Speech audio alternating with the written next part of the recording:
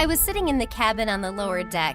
My textbooks were scattered all over the desk, and I was rummaging through them, trying to finish my homework. Suddenly, the liner shook hard, and for a second, the lights went out in the cabin. And when it came back on, all my books and notebooks were scattered all over the place, and my cat Solomon was on his head, shaking with fear. I threw on my raincoat and walked out of the cabin, making my way to the captain's bridge. When I opened the door, the captain was at the controls. It was my father. He's the captain of the cruise ship. "What's going on?" I asked. "Oh, hi, honey. Just a little storm, that's all." I looked out the window. The downpour was flooding the deck, and it was a dark night out there. I had been meaning to talk to Dad for a long time, and it seemed to me that now was the right moment. I hesitantly asked, "Dad, remember when I said I wanted to—" "Not now, baby. I'm busy." "You always say that," I growled. Dad sighed heavily. He actually knew what I wanted to talk about, and he was putting it off until the last minute. "Not now, honey. The storm." I clenched my teeth in anger, but I knew my father was right.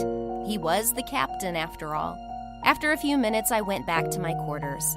All I wanted to do was get off the liner and live the life of a normal girl, but Daddy wouldn't even think about it. I opened my diary with my mother's picture as a bookmark. I looked at it for a long time, and then I took a pen and wrote in my diary, "I miss you, Mom. I know Daddy misses you too.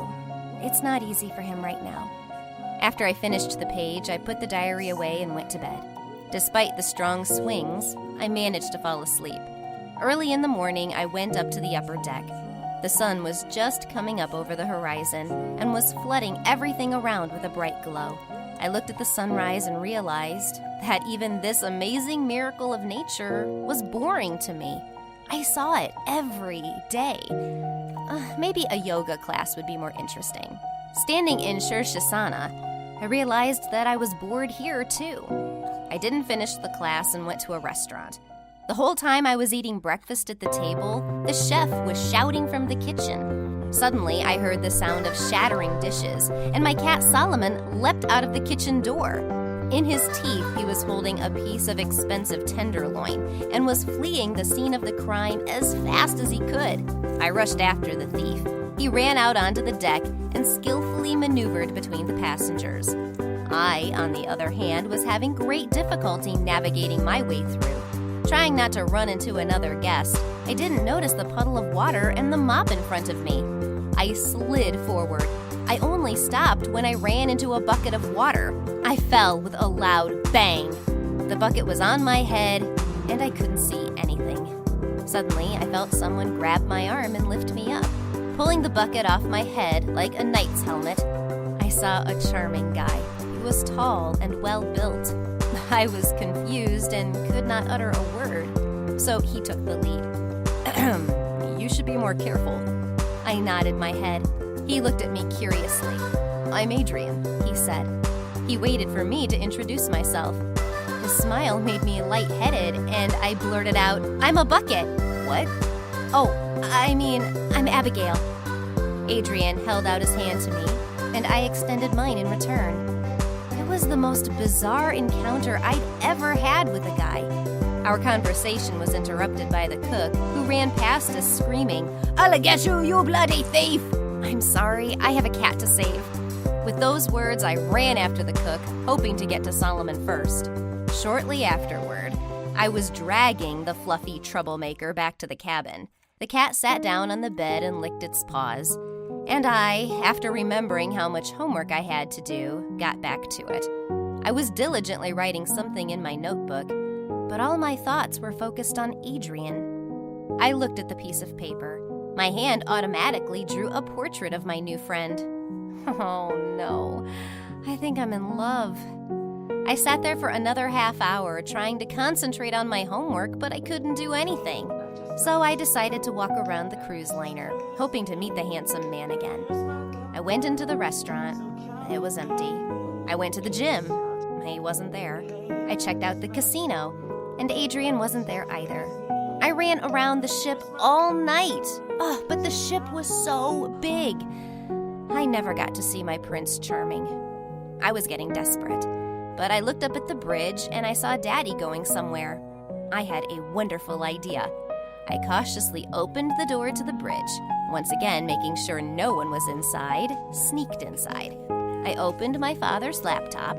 The computer was password protected, but I typed in my date of birth and the system granted me access. That was easy. I found the passenger list and typed in the name Adrian. From the photo, I found the guy I was looking for, and I saw where to find him. At that moment, the door opened and my dad walked in. He was really surprised to see me. "What are you doing here?" I quickly slammed the laptop shut. "Me? I had to find some information for my report." "Did you find it?" "Yes, now I can continue working on it." Dad looked at me suspiciously, and I quickly left the bridge before he started asking unnecessary questions. The next morning, I was on my way to the drawing class because, according to the information from the laptop, I might run into Adrian there. I sat down at an empty table and looked around, trying to find the guy.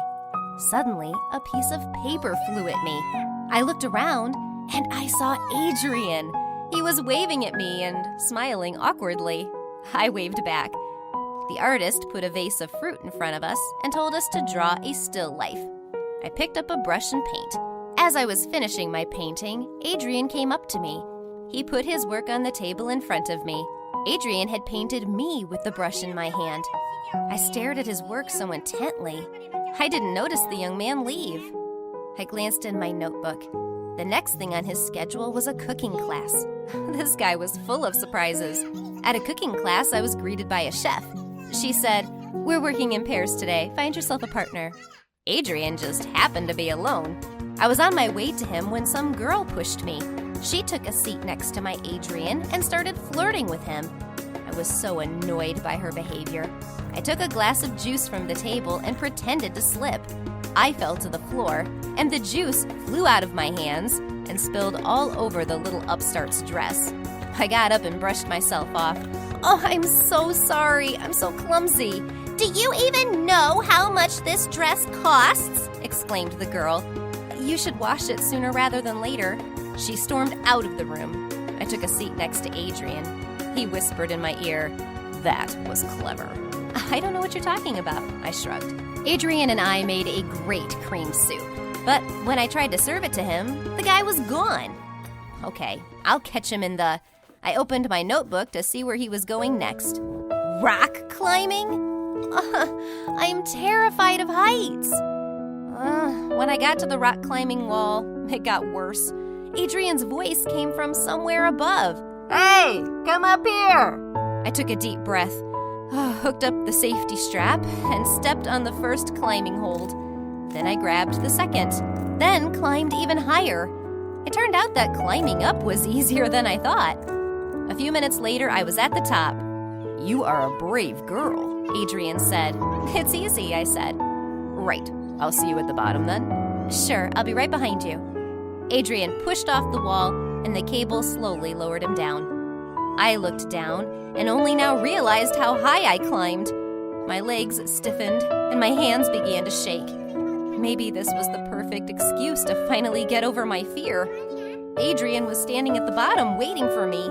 There was no other way out of here anyway. I closed my eyes and pushed myself with my legs. The strap held me up and lowered me to the bottom, where Adrian caught me. I was insanely happy to feel the floor beneath my feet. The young man looked at me, and his face flushed. The guy who seemed so sure of himself was now barely able to say a word. Maybe... Would you like to go to the dance?" "Me?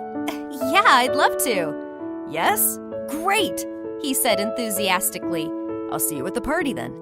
When I got to my cabin, I took out everything I had in my closet and tried on a lot of dresses, trying to find the right one to impress Adrian. Tonight, the party was held outdoors, right on the deck of the ship. I couldn't find Adrian in the crowd, but then our eyes met. I walked toward the center of the dance floor to meet the man of my dreams, and he was walking toward me. Suddenly, a male figure grew between us. It was my father. He grabbed my arm and yelled, "No, you're too young. I don't allow it." Adrian was confused, but I was furious. You have no right to stop me. I'm still your father. Yes, and you're the reason I've been stuck on this stupid liner for a year. The anger on my father's face was replaced by confusion. He wanted to say something, but his radio suddenly rattled. Captain, to the bridge now. Reefs ahead. My father ran off without finishing our conversation. The fast music changed to slow and romantic music. Adrian reached out his hand to comfort me, but I took a step back. I don't want to upset Dad. Adrian was confused and didn't know what to do now. Suddenly, the ship made a sharp maneuver away from the reefs. I swayed and fell right into the boy's arms. His languid gaze and the soft music seemed to push us toward each other. I closed my eyes, and we kissed. We danced until morning, and then we held hands at dawn. Suddenly, I heard a crackling sound behind us. I looked back and saw my father's figure disappearing. After my date with Adrian, I went to my cabin. My father was sitting at my small desk. In his hands was my journal. He turned toward me, and I saw his eyes wet with tears. I miss Mom too, honey. Daddy, that's my diary. It's just that you don't tell me anything, so Daddy gave me the diary, and after a short pause, he added, I'm sorry I made you live on the liner with me. It's nice here.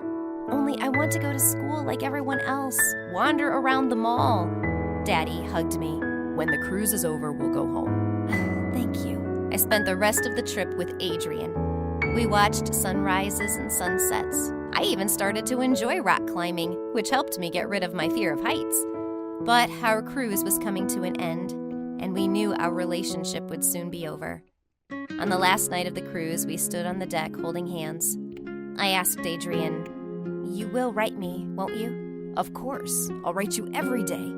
Dad, as usual, came out of nowhere, and our conversation made him laugh. "What's so funny?" I growled.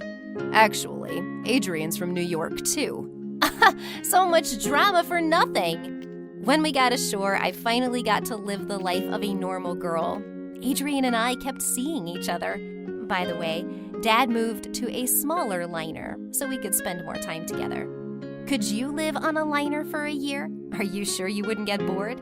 Write your answers in the comments. Like and subscribe to our channel.